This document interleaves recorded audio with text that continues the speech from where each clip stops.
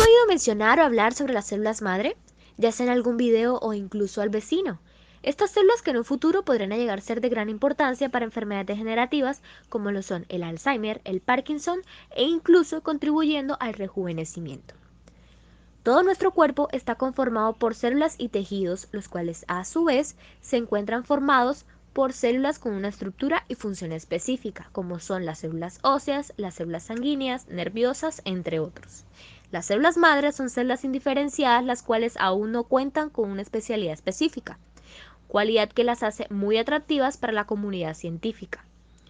Es por eso que en las últimas décadas las células madre han sido uno de los temas principales a debatir, por lo que conocer qué son las células madre, cómo se usan para tratar enfermedades y lesiones, es de suma importancia, ya que su implementación en el campo de la medicina ofrece muchas alternativas.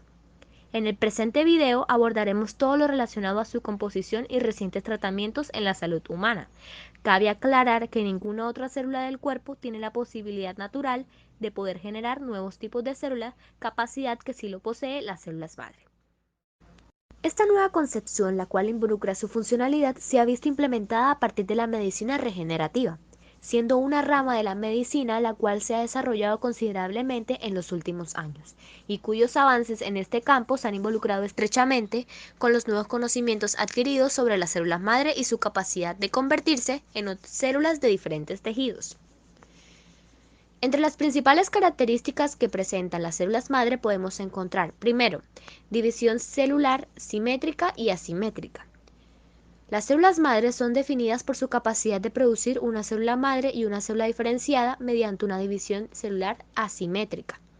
El número de células madre se mantendrá constante si únicamente se lleva a cabo la división simétrica, siempre y cuando en cada ciclo una célula madre pueda dar lugar a dos células madre hijas. La división simétrica de las células madre promueve un mecanismo para incrementar la población de las células madre, después de una pérdida de las mismas, aunque también puede llevarnos un ascenso peligroso en el número de células madre que nos guiará a una letalidad, expansión y lesiones parecidas a los tumores. Como segunda característica tenemos la autorrenovación. Esto ocurre debido a que las células madre tienen sus telómetros mucho más largos que cualquier otro tejido embrionario. Estos telómetros vendrían siendo el final de un cromosoma. Los telómetros son secuencias repetitivas de ADN no codificante del cromosoma que lo protegen ante cualquier daño. Cada vez que una célula se divide, los telómetros se acortan. Es por eso que con el tiempo los telómetros se vuelven tan cortos que la célula ya no puede dividirse. En tercer lugar, encontramos una de las características más importantes de las células madre, que es la pluripotencialidad, que vendría siendo aquella capacidad que tiene una célula madre para poder diferenciarse en otro tipo de célula. Hasta el momento se han identificado tres tipos de factores de transcripción, como son los factores reguladores de la pluripotencialidad. En primer lugar tenemos la proteína de unión octamérica 4, en segundo lugar tenemos el SOX2 y en tercer lugar tenemos el nano. El OT4 se considera una proteína importante para la pluripotencialidad debido a que es un factor irreemplazable en la reprogramación de las células madre pluripotentes inducidas. OT4 es una proteína de unión al ácido desoxirribonucleico que se expresa exclusivamente durante las etapas tempranas del desarrollo embrionario. Por su parte, SOX2 fue descubierto como un factor de transcripción que continúa uniéndose al lado del motivo de OT4. SOX2 colabora con OT4 activando un gen que es expresado en las células de la masa celular interna del blastocito y posteriormente en distintos tejidos embrionarios. Finalmente, el NANOC fue descubierto por las diferencias de secuencias expresadas en las células madre embrionarias del ratón y las células somáticas. Su nombre proviene del mito céltico Tir Nan Og, tierra de la eterna juventud, ya que sin el NANOC la pluripotencia no se desarrolla y las células de la masa celular interna del blastocito quedan atrapadas en un estado pluripotente, estado indeterminado que no es viable. Como cuarta característica tenemos estrategias citoprotectoras. Muchas células han adquirido la habilidad de resistir agentes citotóxicos mediante un sistema de detoxificación basado en enzimas o en su habilidad de exportar rápidamente xenobióticos nocivos.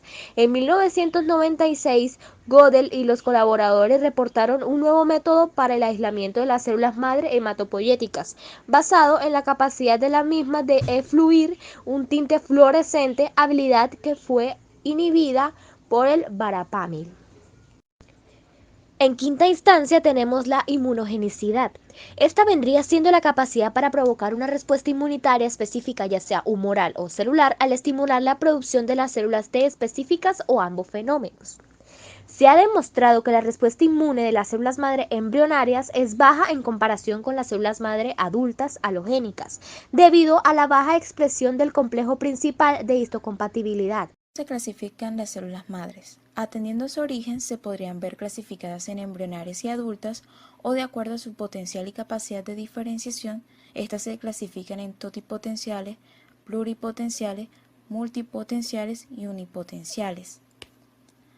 Las células madres embrionarias derivan del embrión de los mamíferos en su etapa de blastocito y poseen la capacidad de generar cualquier célula diferenciada en el organismo, mientras que las células madres somática o adulta clásicamente se ha definido como una célula especializada dentro del organismo de la célula de un tejido específico, que está restringida en su capacidad de diferenciación y es capaz únicamente de generar células del tejido que representa y a las que debe recambiar de forma natural.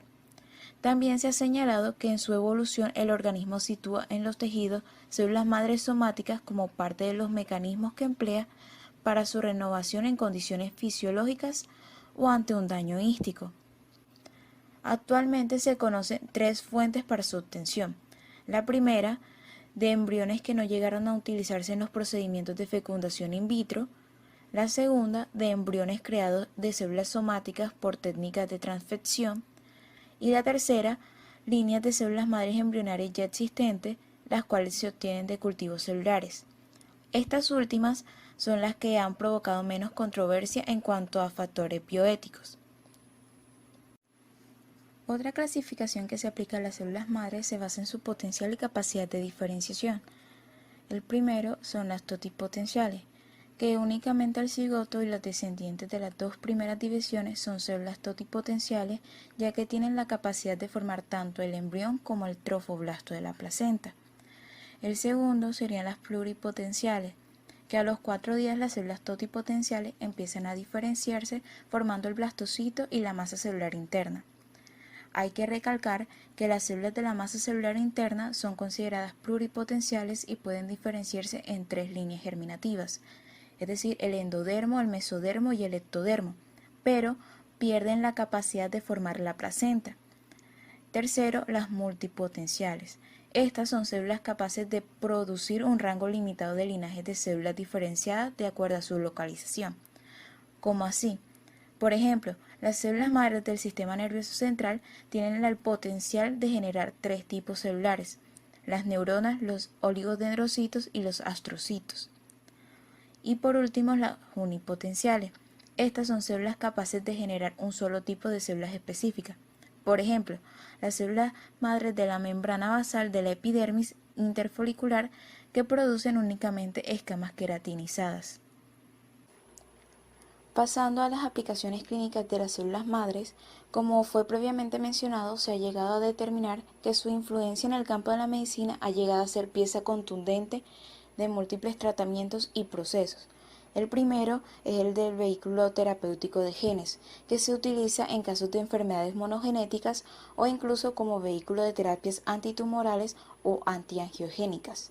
La segunda y la principal aplicación que se le ha dado, gracias a su aprovechamiento del potencial de diferenciación en el uso de la regeneración de tejidos destruidos o dañados, como la terapia de reemplazo celular o medicina regenerativa. Y es en esta área precisamente que se están desarrollando trabajos de investigación donde se busca reemplazar células dañadas por células funcionales para así restituir la función normal de los tejidos u órganos en enfermedades debilitantes, tales como diabetes mellitus, enfermedades cardiovasculares, enfermedad de Parkinson y enfermedad de células sanguíneas.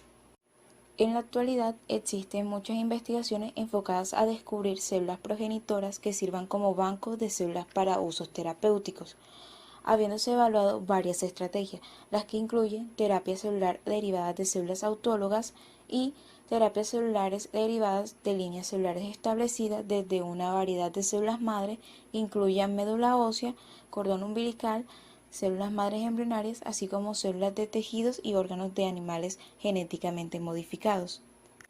Actualmente la principal aplicación de las células madre es con la médula ósea, la cual es un recurso celular propio, accesible y abundante para la terapia celular de células madres autólogas. Sin embargo, se encuentran en poca cantidad en el tejido humano. La frecuencia de las células madres adultas es aproximadamente de 1 a 106 células nucleadas en la médula ósea y de 1 a 104 en el cordón umbilical, y el número va disminuyendo significativamente con la edad, aunque estas pueden ser expandidas bajo ciertos criterios de cultivo. Su número sigue siendo limitado, ya que en cultivo las células madres de la médula ósea soportan de 6 a 10 pases y las del cordón umbilical pueden soportar hasta 40 pases. No obstante, esta limitante ha impedido su uso y desde hace más de 50 años se han empleado las células madre de la médula ósea para restaurar células hematopoyéticas, obteniéndose así resultados favorables. En el área de la cardiología se han desarrollado trabajos donde se han trasplantado células madres de la médula ósea en corazones lesionados de ratas, habiéndose observado mejoría en la función cardíaca. En cuanto a la reparación del miocardio, se han postulado diferentes efectos de las células madre, como la diferenciación local de estas células en cardiomiocitos o en la liberación de factores solubles paracrinos que promuevan la proliferación de células residentes de tejido o la fusión de células madre con células cardíacas. Igualmente se han realizado trasplantes de células madres adultas en pacientes con defectos congénitos en el músculo esquelético como distrofia muscular y otras miopatías, en que se ha observado mejoría en la estructura y función del músculo. Y las células madres adultas obtenidas de la membrana sinovial han demostrado in vivo un potencial miogénico en el modelo de ratón MDX con distrofia muscular de Duchenne. Para concluir, hay que decir que los potenciales terapéuticos de las células madres adultas y de las células madres embrionarias han sido extensivamente investigados en ensayos clínicos. En el caso de las células madres adultas, han sido ampliamente exploradas en ensayos clínicos de fase 1, 2 y 3 en enfermedades cardiovasculares, pero desafortunadamente solo algunos casos han sido totalmente efectivos, como en el tratamiento de enfermedades cardiovasculares. También hay que mencionar que uno de los principales peligros de la terapia con células madres es la posibilidad de inducción de tumores. En estos casos se ha sugerido que la posibilidad de desarrollar tumores depende del número de células aplicadas.